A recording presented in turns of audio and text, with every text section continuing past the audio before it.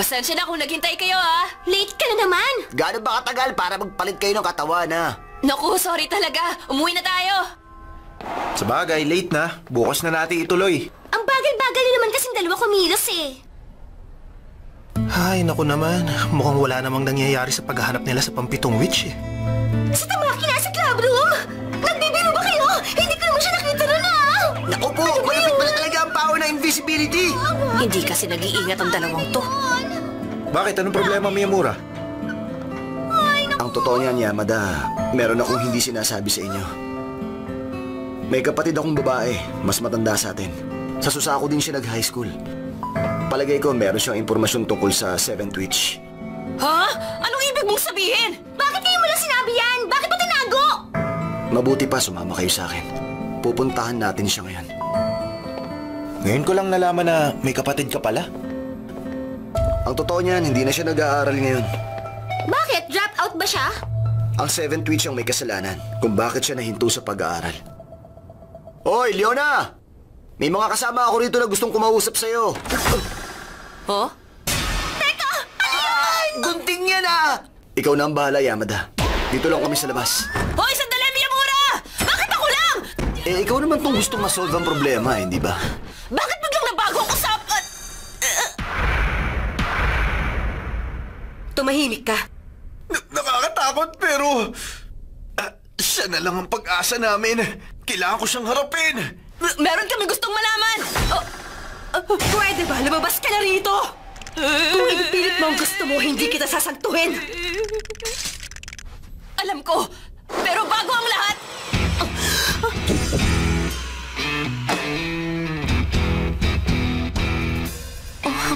Ano to? Ano nangyari sa akin? Hindi maaari. May power siya na makipagpalit ng katawan. Hindi ko alam na... May kinalaman ka ngayon sa witch powers. Nababaliw ka na ba? Kung hindi mo alam, mas madali kami makakakilos. At kung wala kang balak sabihin sa amin, ako nang gagawa ng paraan. Oh, teka, Yamada! Anong plano mong gawin? Huwag mong kalimutan na pwede kong gawin ang lahat sa katawan mo dahil kontrolado ko to ngayon. Ganon? Kaya pala yan ang ginawa mo sa akin. Paano na lang sakaling maghuhubad din ako?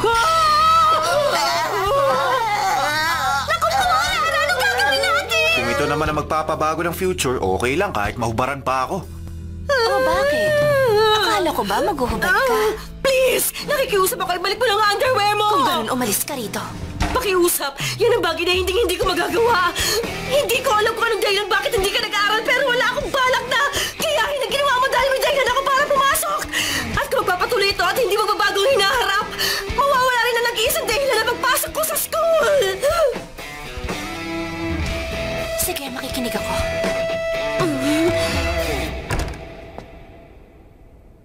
Pambihira. Nababaliw ka na ba talaga? Ibig sabihin, hinahanap mo ang Seventh Witch dahil gusto mo lang sagipin ang minamahal mo? Oo, tama ka. Ganun na nga yun. Kung ganun pala, kinalaban mo ako ng dahilan sa ganyan kababaw na dahilan? Ganun pa man. Bilib ako sa'yo! Huh? Dahil dyan, sasabihin ko na sa'yo ang lahat ng nalalaman ko tungkol sa Seventh Witch. Talaga? Didiretsahin na kita. Kilala ko talaga kung sino ang Seventh Witch. Ganun pa man, kapag nakilala mo na siya, sigurado mag-iiba rin ang future mo. Okay lang, sabihin mo na sa akin ngayon! Hindi ko pwedeng gawin yon. Huh? Dahil sa palagay ko, hindi ka pa handa sa pwedeng mangyari sa'yo. Hindi handa? Espesyal ang power ng Seventh Witch. Pag nagkataon, ito na ang ultimate choice mo. Kapag nakilala mo na siya, ito ang pwedeng mangyari sa'yo. Hindi mo na muling makikita si Shiraishi kahit na kailan kaya mo. Teka, sandali muna! Kung sinasabi mo na hindi ko na makikita si Shiraishi, ibig sabihin, pwede siya mapahamak. Ganun ba? Sabihin mo sa akin, anong pwedeng gawin sa kanya ng witch na yon? Ano? Sabihin mo sa akin! Kalma lang. Ikaw ang maaaring mapahamak at hindi siya. Ano? Ako? Yamada, oras na malaman mo kung ano ang totoong pangalan ng Seventh Witch na yon. Lahat ng alaala mo tungkol sa mga witch ay mabuburang lahat sa isip mo. Alaala ng mga witch? Kung ganon, walang problema sa akin ang bagay na yan. Ibig sabihin na okay lang sa'yo na ganon ang mangyari? Kung ako nga nilayuan ko siya sa sobrang takot eh. At hanggang ngayon, ganon pa rin ang nararamdaman kong takot. Ha? Natatakot ka? Ang totoo niyan, nakatakas lang ako sa kanya. Pero ang ibang club member na kasama ko sa research, nakalimutan na nila ang lahat ng tungkol sa mga witch. Kung ganun, yung alaala lang tungkol sa mga witch ang mabubura niya, ganun ba? Kung ganun, walang problema. Alam ko na ang pwedeng mangyari. At handa na akong i-report sa presidente ang nalaman ko. Nakakistorbo ba ako sa curry party nyo? Ibig sabihin, kailangan lang namin paalala sa'yo ang lahat ng tungkol sa witches, di ba? At meron pang isa. Kapag nakita nyo ako uli at wala nang maalala, ang gusto ko, ibalik nyo ako sa club kaagad. Ang mga witch, ang dahilan kung bakit tayo nagkakilala. Sa oras na makalimutan ko ang tungkol dito, babalik ako sa dating ako nung hindi ko pa kayo nakikilala. Ipangako nyo, hahanapin nyo ako ano man ang mangyari. Hangal ka. Oh? Alangan naman pabayaan ka lang namin ng ganun. Gagawa kami ng paraan para ibalik ka, no? Oh, di okay. Kilala ko ng ikapitong witch. Galing ng Class 3F. Si Rika Sayonji.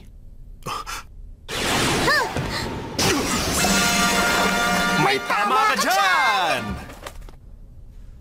Nagtataka ako kung paano mo nalaman kung sino ang ikapitong witch. Congratulations! Si Miyamura na ang susunod na presidente. Ang galing, hindi ba, Yamada? Yamada. Sakali lang na mapatrobol ka. Pumunta ka agad sa akin, ha?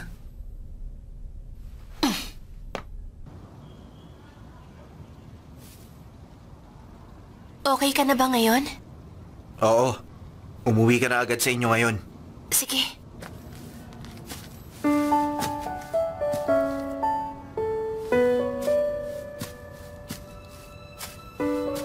Bakit ka ba sunod ng sunod sa akin? Mapapahama ka kapag dumikit ka sa akin. Hindi mo ba naintindihan yun? Ikaw tong hindi nakakaintindi. Ha? Kahit na mawala pang alaala mo, kapag inalikan mo ko at nagkapalit tayo ng katawan, malalaman mo pa rin na meron kang powers. Ay nako, kahit na. Paano kung burahin din niya ang memories mo? Di tapos na. Hindi na mababalik yun. Okay lang, edi lalayo na lang ako. Kung pwede yun, edi sana ako nang gumawa, hindi ba? Tama na nga, umuwi ka na lang. Alam mo ikaw, kapag sinundan mo pa ako ng sinundan... Oh! Sorry! Hindi ko sinasadya! Oh. Alam mo, Yamada, ako ang unang babaeng nakahalik sa'yo, hindi ba? Oo? Kung ganon, Eddie, ako pa rin ang unang taong hahalik uli sa'yo.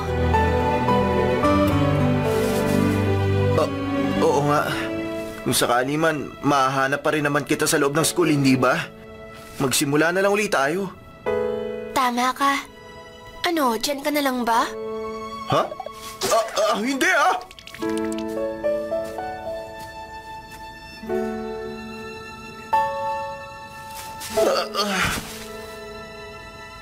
Ay, nako.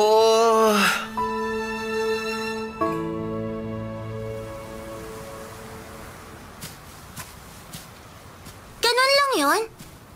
Hindi ba simula pa lang ito? Ikaw pala.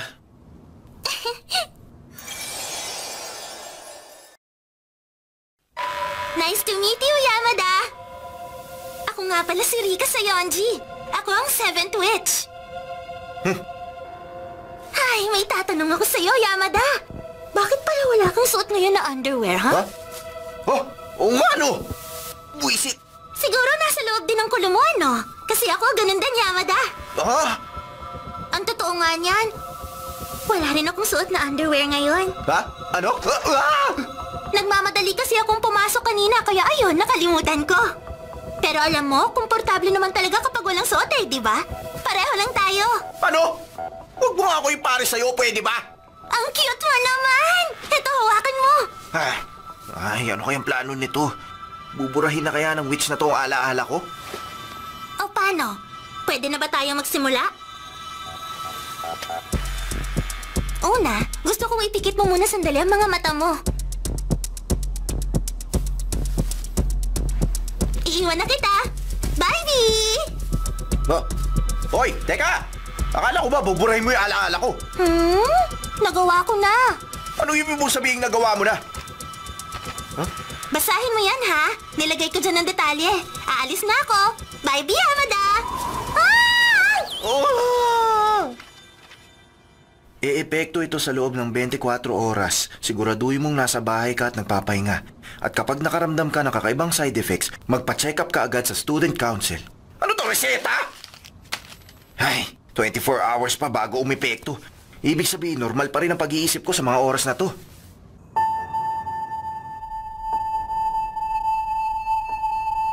Kuya! Hapunan na! Hoy, kuya! Ligo ka na! Kuya, gising na! Good morning! Sabi may marathon daw? Nakakainit. Ibabalik ko na sa inyo ang test paper no isang araw. Tapos na ang klase. Pambihira. Hindi naman nawala ang alaala ko ah. Siguro, walang epekto sa akin ang powers ni Sayonji. Pero hindi ko pwedeng sabihin sa kanila na hindi nawala ang alaala ko. Nangako pa naman ako sa kanilang lahat. Alam ko na, mabuti pa, magkukunwari na lang ako sa kanila. Tapos babawin ko na lang sa susunod. Hindi, sasabihin ko na lang ang totoo. Hello guys! Walang epekto sa akin ang powers niya. Ewan ko ba kung bakit? Ha? Ano yun? Ikaw si Yamada ng Class B, hindi ba? Bakit? Meron ka ba kailangan sa amin? Wala. Pasensya na sa abala. Alam ko na. Ganun pala ang nangyari. Hindi nga nawala ang alaala ko. Dahil ang alaala nila sa akin ang nawala. Huwag ka nang magtaka. Dahil nga hindi umepekto sa'yo ang powers ng mga witch, gumawa na lang kami ng ibang paraan. Matagal ng patakaran na tanging ang Student Council President lang ang nakakaalam ng pananatili ng 7 witches sa school. Kaya naman, hindi na babalik ang mga alaala nilang nabura. Yan ay para maprotektahan ang kaayusan sa eskwelahan. Dahil dyan, humihingi ako ng tawad. Kung yun ang dahilan, wala kang dapat na ihingi ng tawad sa akin.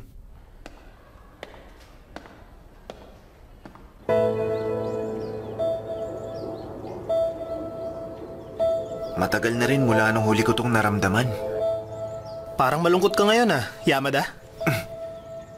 Tamaki, huwag mo sabihing naaalala mo ako.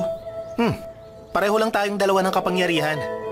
Hindi tumatalab sa atin ang powers ng ibang witch. Tayong dalawa lang sa school na to ang may natitira pang alaala ng lahat. Siya nga pala, may mahalaga akong sasabihin sa'yo. Ano naman yun? Gusto mo bang umanib na lang sa akin? Hindi, no? Hindi agad! Ang totoo niyan, ang Student Council President ang ugat ng lahat ng kaguluhan dito. Sa palagay ko, ito na ang pagkakataon para magsanib puwersa tayo laban sa presidente. Ibagsak natin ang pagiging diktador ni Haruma Yamazaki! Sige na, Yamada! Ayos! Ano? Wala ka bang balak na kumampi sa akin, ha? Wala, kaya tumigil ka na! Sandali lang muna! Maawa ka naman sa akin, oh! Pag nagkataon, may iiwan ako mag-isa! Mag-isa?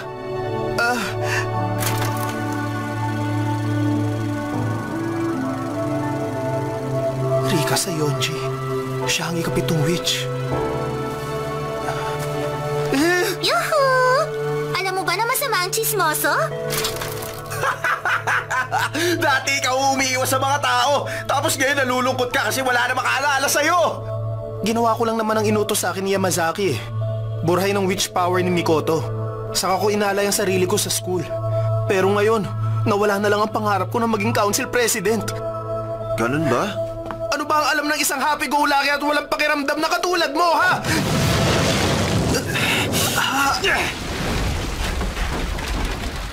Tumahimik ka na! At totoo niyan, hindi ko rin alam kung anong dapat kong gawin!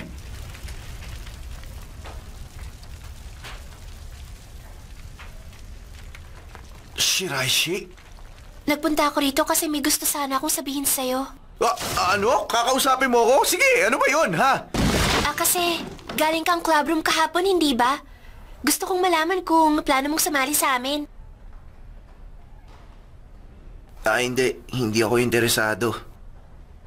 Ganun ba? O sige, bukas na lang uli. Ba?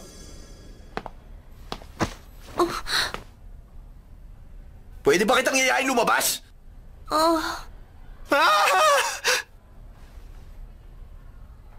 Pasensya ka na. Sige. Okay lang naman. Hindi naman kita pipilitin kung hindi mo pa kaya sagutin sa akin. Ganito na lang. Sabihin mo na lang sa akin kapag may sagot ka na. Hindi yun ang dahilan. Ha? Kasi may iba kasi akong nagugustuhan.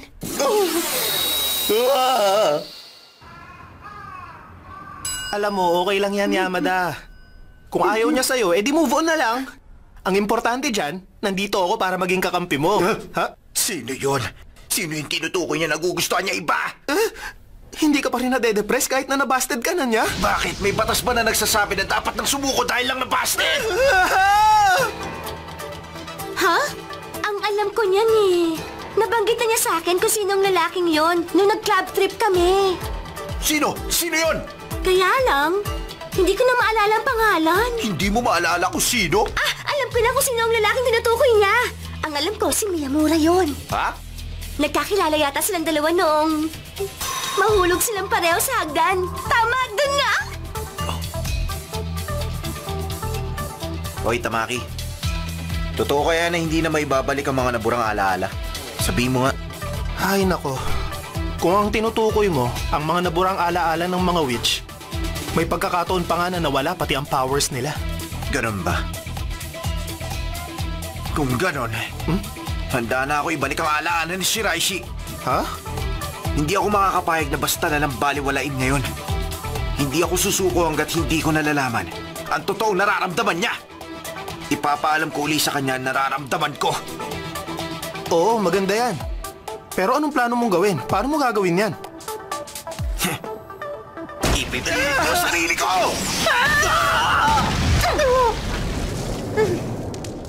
Ibabalik ko ang alaala nilang lahat. Sinabi ko naman sa'yo hindi pwede, di ba? Bakit kasi ang kulit mo? Sige na naman, please. Sige na! Bahala kang magmakaawa, pero hindi ko pwedeng sabihin ang hindi ko alam. Saka isa pa, napakarami ng sakit ng ulo ko ngayon, huwag ka nang sumabay.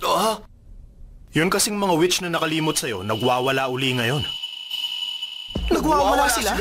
Bumalik silang lahat sa dati nilang ugali pagkatapos niyong magkakilala. Kaya simula nung nawala ka sa isip nila, bumalik sila sa dati nilang ginagawa tulad ng hindi mo pa nakikilala. Kaya mas naging sakit pa sila ng ulo ngayon, alam mo ba yon? Nagkataon pa naman na patapos na ang term ko bilang presidente kaya nakakainis. President, nandito na ang supplementary documents. Kaya dahil sa problemang yan, busy-busy ako ngayon. Puisit! Kailangan gumawa ng ibang paraan. Ikaw si Yamada, tama ba ako? Ang balita ako, nagtapat ka kay Shiraishi pero binasted ka raw niya eh. Ano? Paano mo nalaman yon? Kung ikaw lang ang magiging karibal ni Miyamura, wala kang sinabi sa kanya. Ano sinabi mo? Pero, sa ating dalawa lang naman, kung gagamitin mo ang powers ko, pwede mong paghiwalayin silang dalawa. Kung anumang relasyon meron sina Shiraishi at Miyamura, pwedeng masira. Hindi ko masabi sa ngayon pero kailangan mo ang powers ko. Pumunta ka sa courtyard. Hihintayin kita ron, baka magbago ang isip mo. Sabi ni Yamasaki, bumalik sila sa dating sila. Kung ganun pala, isa lang ang ibig sabihin nun. Nagre-recruit na naman ngayon ng mga miyembro si Nene Odagiri. Hindi na to biro. Pero, bakit hindi ka na lang muna sumakay sa gusto nila? Ha?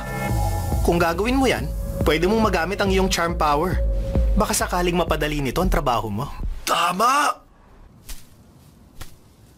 Hello, sorry, napaghintay kita. Ngayon lang kasi ako nakapag-desisyon eh. Siya nga pala, ano yung sinasabi mo palang powers? Ang tagal mong dumating! Ibig sabihin kanina ka pa nag-iisip, inis ka! Bilang parusa mo, kailangan mo akong halikan ngayon.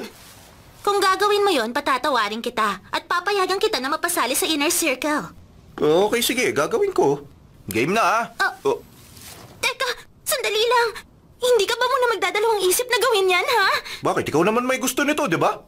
Oo nga, pero syempre naman eh. Pero parang di ka na mapipigilan na halikan ako, kaya sige, bahala ka. Ayos! Nadali mo rin, Yamada!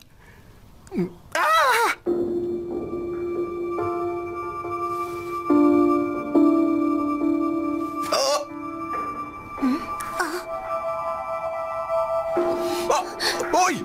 Shiraishi!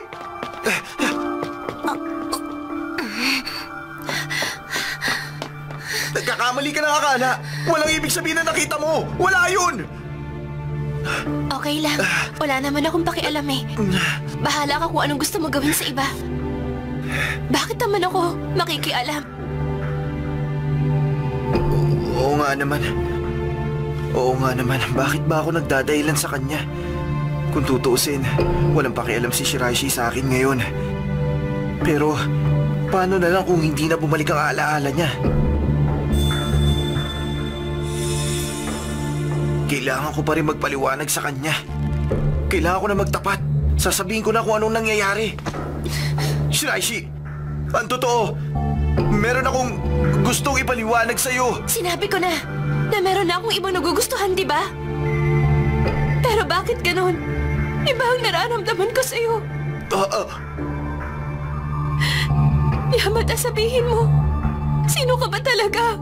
Sino ka?